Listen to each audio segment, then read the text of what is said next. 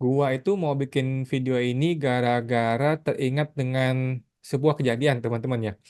Jadi mungkin beberapa tahun yang lalu ya, gua ada ketemu dengan seseorang, teman lah gitu ya, yang tidak mau anaknya jadi konsultan pajak gitu. Karena dia berpikir konsultan pajak itu manipulasi pajak gitu guys ya.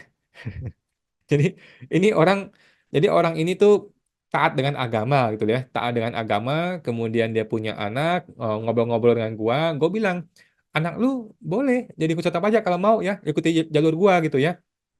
Eh, Terus dia bilang, ah enggak ah, karena konsultan pajak itu manipulasi pajak gitu ya, menipu pajak gitu ya. Jadi kerjanya itu tidak halal, haram gitu lah ya, karena kan dia orang taat dengan agama gitu ya. Terus Terus suatu hari orang ini pinjam duit sama gua. Gara-gara gara-gara ada keperluan gitu ya, yang sampai hari ini nggak dikembalikan. Gitu. Ya teman-teman, gini maksud gua. Eh, Video ini buat gua mengklarifikasi kepada teman-teman semua ya, bahwa mindsetnya salah teman-teman ya. Mindset itu salah. Sekarang mari kita bahas apa sih fungsi utama dari konsultan pajak gitu guys ya. Konsultan pajak itu apakah betul bisnis yang kotor, apakah betul konsultan pajak itu bisnis yang manipulasi pajak gitu ya? Jawabannya enggak teman-teman ya. Yang lu lihat di berita-berita konsultan pajak orang masuk penjara gara-gara korupsi itu memang orang brengsek gitu teman-teman, tapi konsultan pajak itu banyak yang bagus teman-teman, banyak yang bagus. Oke, sekarang kita akan kasih tahu lu ke teman-teman semua ya, yang baru mau mulai nih jadi konsultan pajak gitu kan. Lu mungkin berpikir, aduh, kotor nggak ya bisnisnya ya? Gua orang yang taat sama agama, gue tidak mau jadi orang kotor gitu teman-teman ya. Nah, jawaban gua bisa teman-teman ya. Bisnis konsultan pajak adalah bisa untuk orang yang mau bersih, bisa banget ya. Jadi ada dua fungsi utama seorang konsultan pajak teman-teman ya. Yang pertama, apa sih fungsi dari konsultan pajak? Kita kita lihat frasanya ya. Frasa adalah konsultan pajak. Frasanya ya adalah konsultan pajak. Fungsinya adalah untuk memberikan konsultasi perpajakan.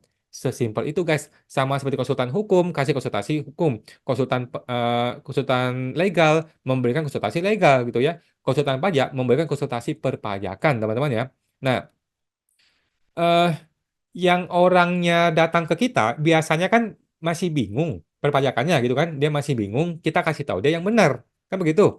Kalau dia masih salah, kita kasih tahu dia yang benar tuh begini-gini loh Pak, gitu loh teman-teman ya. Itulah fungsi seorang konsultan pajak, kita memberitahu orang yang salah jadi benar, yang sudah benar kita kasih tahu dia ini sudah benar, begitu ya, bukan sebaliknya.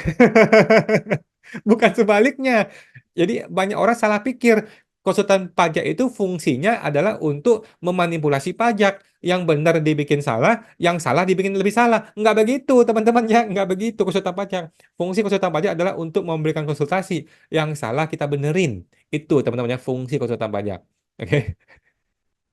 Nah, setelah kita memberikan konsultasi perpajakan, ya terserah dia dong, mau ngikutin saran kita boleh, kalau tidak mau ikuti saran kita, ya nggak apa-apa, ya kan? Kita hanya memberikan saran, memberikan advice, ya kan? Kalau dia tidak mau pakai saran kita, ya nggak apa-apa, terserah lu, nggak ada masalah, gitu kan?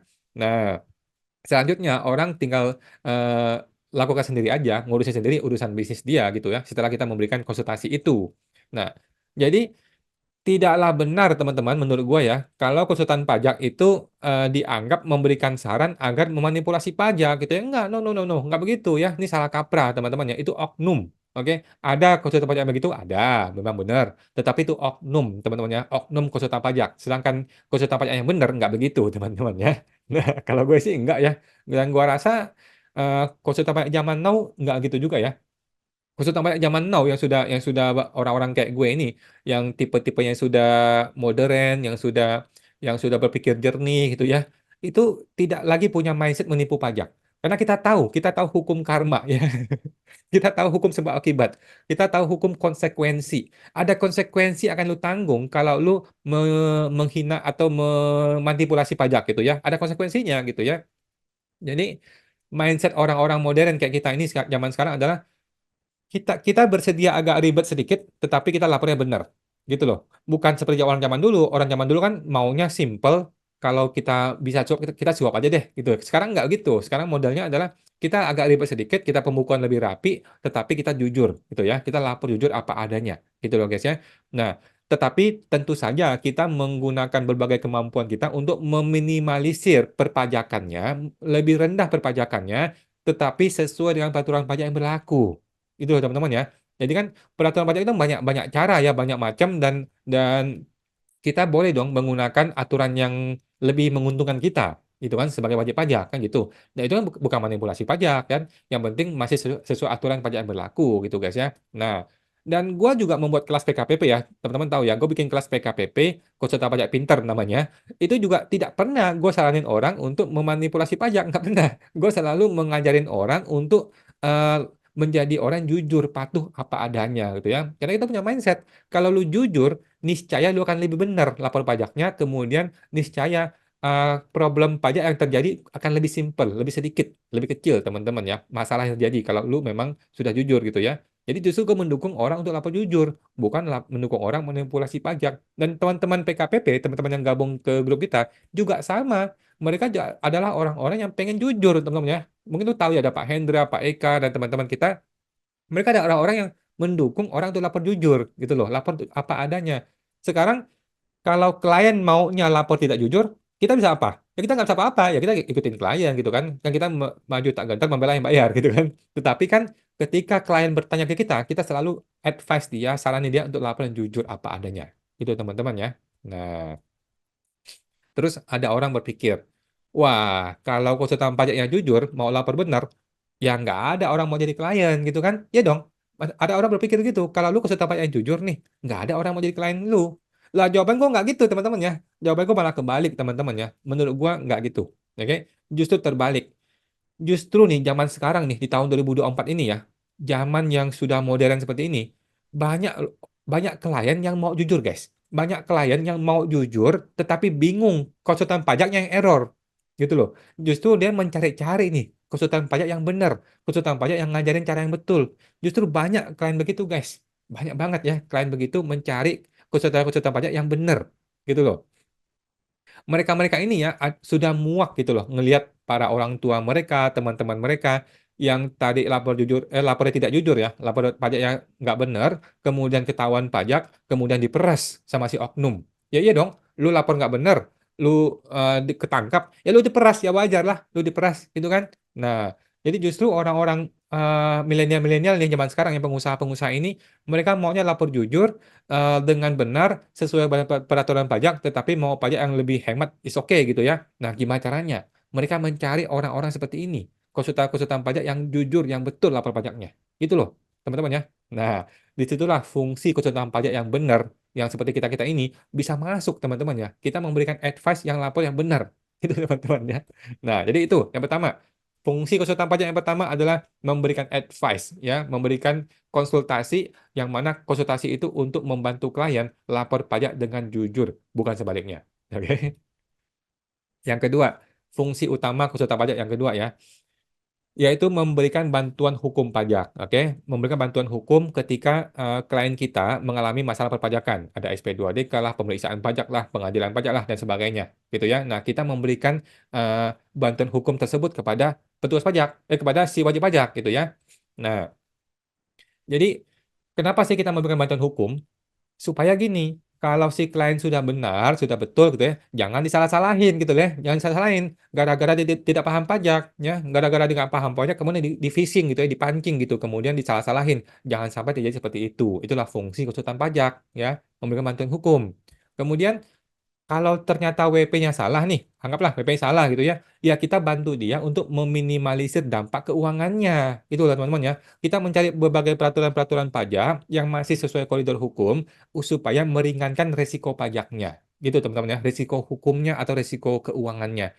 Disinilah kita ada kerjaan teknis gitu ya. Kalau tadi kan nggak ada kerjaan teknis ya. Tadi kan kita memberikan bantuan konsultasi, itu tidak ada kerjaan teknis. Kerjaan accounting service lah, tax compliance, lah, itu bukan teman-teman ya.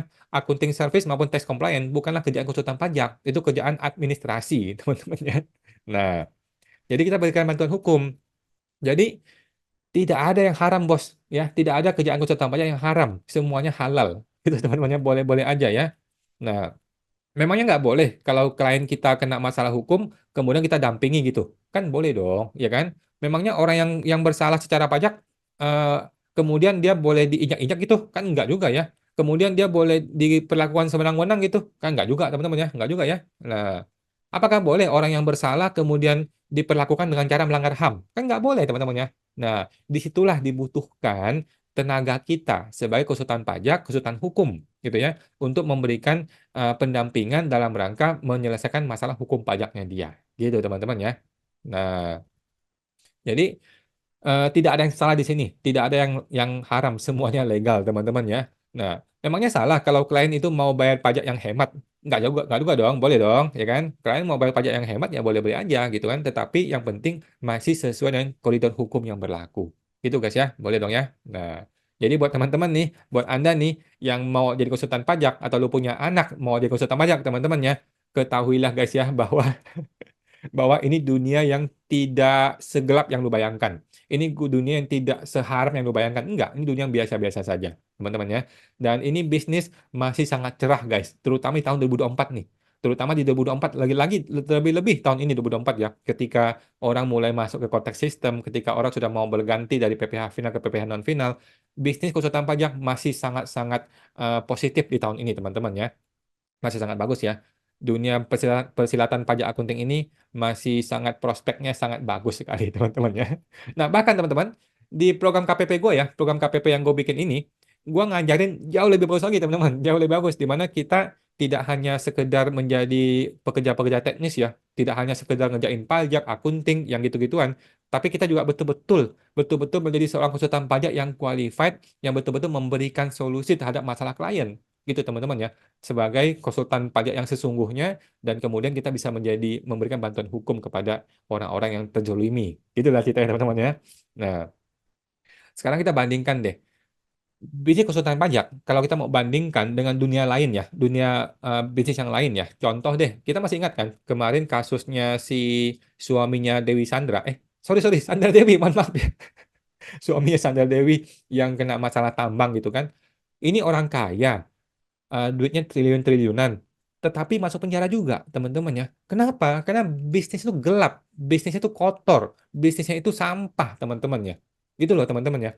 Jadi, eh bisnis konsultan pajak, kalau kita mau bandingkan dengan bisnis yang lain, menurut gua, bisnis kita tuh masih jauh lebih bersih, teman-teman. Masih jauh lebih halal dibanding yang lain. Lu mau masuk masuk ke dunia tambang, koruptif. Lu mau masuk ke dunia apa lagi? Dagang-dagang yang begituan, banyak yang error teman-teman, banyak yang nggak beres teman-teman ya. Lu masuk ke dunia jasa yang lain, jasa-jasa yang lain nih, jasa-jasa yang lain apalagi ya, ada banyak deh ya, sama aja teman-teman ya, jasa akunting lah, jasa yang lain-lain aneh-aneh. Kemarin kita lihat kan di SAP, kalau nggak salah ya, di SAP itu kena masalah masalah korupsi juga ya, dengan sehubungan dengan Indonesia kalau nggak salah. Ya, software terbesar di dunia SAP mengalami masalah korupsi juga. Sama teman-teman ya. Jadi jauh lebih enak dunia konsultan pajak menurut gua. Kita masih bersih, masih masih bisa main bersih gitu loh. Ketika kita main bersih, kita masih bisa survive gitu loh. Dibandingkan dengan dunia lain. Kalau lu masuk ke dunia tambang, kalau lu tidak koruptif, lu nggak bisa survive, lu mati, lu dimatiin sama oknum, gitu kan? Kalau usaha pajak kayak gue nih, walaupun gue dipecat dari IKPI ya, walaupun gue sudah dipecat, tetapi gue masih bisa hidup, masih bisa survive teman-teman ya, karena masih bisa main bersih teman-teman, masih bisa ya. Jadi buat teman-teman, kalau lu berpikir mau masuk ke dunia konsultan pajak, nonton video-video seperti ini teman-teman ya, konsultan pajak 101, karena ini masih bagus bisnisnya, masih cerah bisnisnya, masih bisa bermain halal di industri ini teman-teman ya, percaya sama gua. Dan kita masih mau promo nih teman-teman, di bulan Mei nanti kita ada program PKPP ya, kita akan mulai program PKPP batch ke-7 kalau nggak salah, sudah 7 kali kita bikin program ini ya. Buat teman-teman yang mau bergabung, segera daftar di www.programkpp.com. Nanti kita akan ketemu, ada komunitas eksklusif PKPP, kemudian ada pelatihan step by step yang buat Anda berbisnis di dunia persilatan pajak akunting ini, teman-teman ya. Jangan sampai lu salah masuk ke industri ini, kemudian lu mencari klien, dan kemudian banting harga dan sebagainya, nggak usah ya. Kita bermain ke dunia konsultan pajak yang betul, yang sesungguhnya, teman-teman ya. Nah, nanti kita ada live coaching juga setiap hari Jumat malam ya, di bulan Mei nanti. Nah, teman-teman bergabung dari sekarang, nanti kita ada ketemuan setiap hari Kamis malam rutin. Kemudian kita juga ada program PSTP dan akunting UMKM juga gratis buat Anda semua teman-teman ya. Nah, silakan bergabung di PKPP. Ini program terbaik buat Anda semua teman-teman ya yang mau berbisnis di dunia persilatan pajak akunting ya. Segera daftar di www.programkpp.com ya. www.programkpp.com dan sampai jumpa di kelas pertama Anda.